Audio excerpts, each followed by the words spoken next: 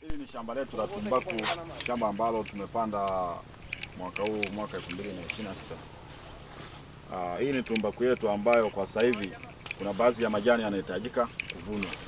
Kwa mfano tukianza kuangalia hapa hivi tumbaku yetu, kuna majani, kwa mfano kuna jani hili hapa.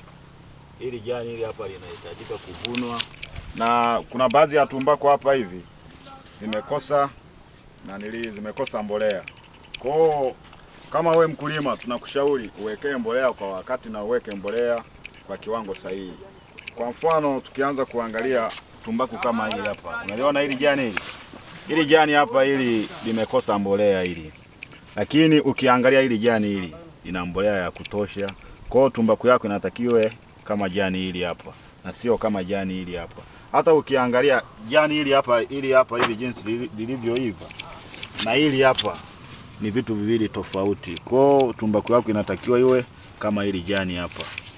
Kama unavyoona katika shamba letu kwa sasa hivi tunatarajia kuvuna kwa siku ya leo, lakini tutakuwa tunakuja kuvuna pale ambapo tutaona majani yamefika wakati wa kuvunwa. Kwa mfano sasa hivi tunaweza tukakaa hata labda baada ya siku 5 tunakuja tena kuvuna tumbaku yetu. Kwa hiyo mpaka huko unapoona huko lote hili ni shamba la tumbaku. Kwa hiyo tunatakiwa tufike mpaka huko, tutavuna pote hapa hivi siku ya leo.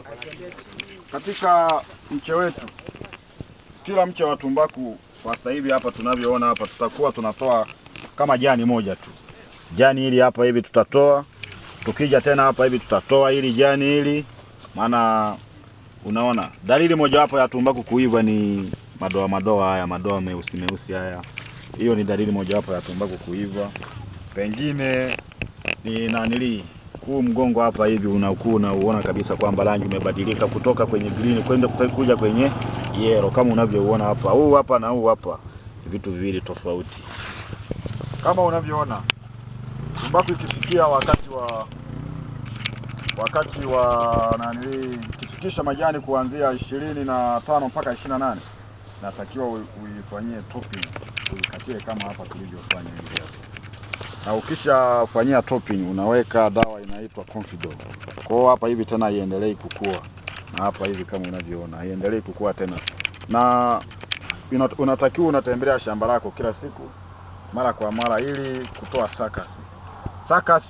Kwa mfano hapa hivi sakasi kwenye shamba letu kama hii hapa, hizi hapa ndo sakasi. Kwa hiyo ukikuta hivi unatoa, maana hizi zinakula mbolea hizi. Unatoa ili jani lako liendelee kuchukua nutrients za kutosha kama hivi unavyoona hivi hapa hivi tunatoa. Na kwa mfano kama hapa sasa topping, ukifika unakata hivi, alafu naweka dawa hapa hivi ile Confido. Asanteni sana kwa kunisikiliza. Kwa siku ya leo ningependa tuishie hapa.